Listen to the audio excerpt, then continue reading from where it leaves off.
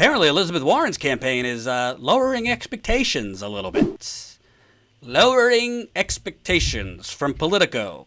Warren's camp warns of a breathless media narrative out of Iowa. Quote, "We expect this to be a long nomination fight and have built our campaign to sustain well past Super Tuesday and stay resilient, no matter what breathless media narratives come when voting begins," wrote campaign manager Roger Lau in a memo. "The 4 early state contests are just the beginning." Ooh. Well, what that's called is lowering expectations. What that's called is looking forward with the subtle implication, our campaign's not over when we lose Iowa and New Hampshire. What that's called is projecting strength when in reality you're in trouble.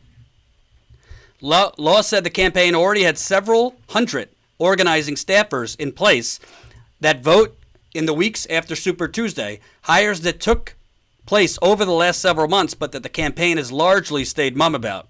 The Warren campaign rarely discusses strategy publicly, wary of giving rival campaigns insight into its thinking. But the memo provides a glimpse at the team's plan to try to win the nomination through a war of attrition rather than an Iowa knockout. Despite the campaign investing tremendous amounts of the candidate's time and the campaign's money in the Iowa caucuses, the memo appears to be an attempt to gird supporters for a potential loss there and the breathless media narratives that may accompany that.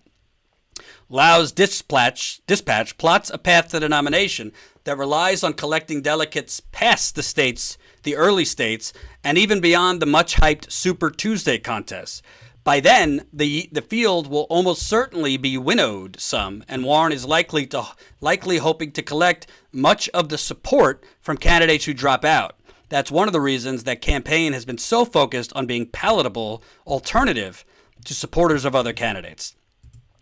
I'm not going to read the rest. So here's the nitty-gritty of this. The bottom line is they could have however many staffers they want to have in states beyond Super Tuesday. But they also, in that memo, bragged they have the most staff of any candidate, I think other than Bloomberg, who's got so much staff because he's just a greedy billionaire. So they have over 1,000 staff nationwide. Bernie's campaign comes second at over 800. So the thing that doesn't make sense financially, if Warren loses Iowa, if she loses Nevada, well, she's got over 1,000 people to pay for around the country. Her burn rate, which basically means the amount of money you're going through, is one of the highest of the campaigns because she has so much staff. So the beginning of the end for Kamala Harris, we saw, was when she started laying off like over half of her staff. Well, if Elizabeth Warren doesn't win Iowa, if she doesn't win New Hampshire, I don't want to predict it at the moment. If the caucus was held today in Iowa, I don't think she's going to win based on everything we've seen. But if she loses Iowa, you think the fundraising is going to increase for her heading to New Hampshire? I think if Bernie wins Iowa, the fundraising is going to skyrocket for him. If Bernie loses Iowa, it's probably going to skyrocket for him too. If she loses Iowa, it depends. If she comes in a close second, maybe not. But if she loses Iowa, she's got over 1,000 staff to pay. If fundraising dries up for her heading into New Hampshire, and we've already seen it dry up, she raised, I believe, $3 million less in the last quarter. That would be October, November, and December. She raised $3 million less than she had raised the prior 3 months before that. So they could staff up all they want. But if you don't win Iowa, if you don't win New Hampshire, I think she's probably going to have to drop out. At least maybe she'll go to Nevada. But after that, if you don't win any of the first states, second place is not enough. So you're going to have to lay off staff. Well, if you're laying off staff, money is going to dry up from there because people are not going to keep giving money to a campaign that's losing and laying off staff. Momentum is a thing in politics. If Bernie loses the first 2 states, frankly, I don't think he would drop out, but they're going to have to fundraise more.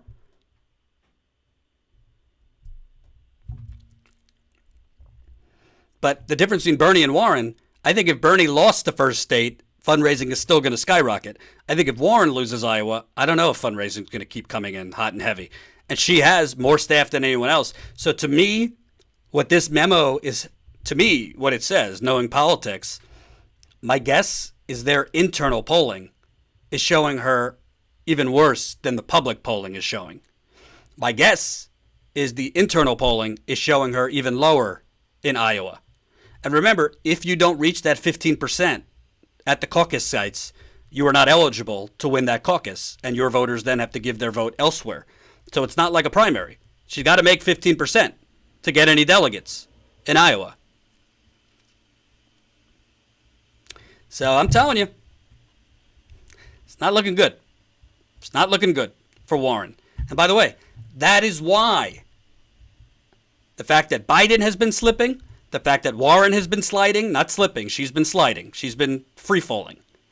The fact that Bernie has been surging in all these polls, that is why you see the sequels to all these things from 2016.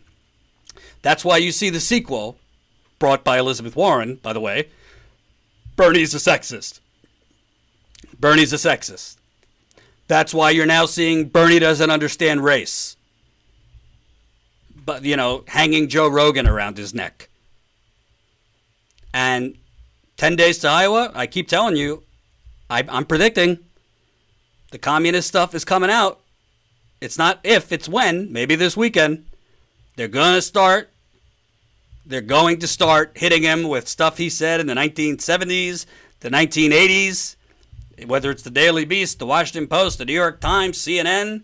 They're going to, all of a sudden, statements Bernie Sanders made have been unearthed, meaning Joe Biden's campaign has been sitting on it for months, probably provided to them by Hillary Clinton's campaign. And they just decided to put it out in the last week before Iowa. It's coming. Hope you enjoyed that last video. Hop on over to statuscoup.com where you can sign up for our email list and become a member for as low as $5 to $10 a month. Membership is how we grow. That's statuscoup.com/join. And remember, join our email list so we can grow the revolution with you.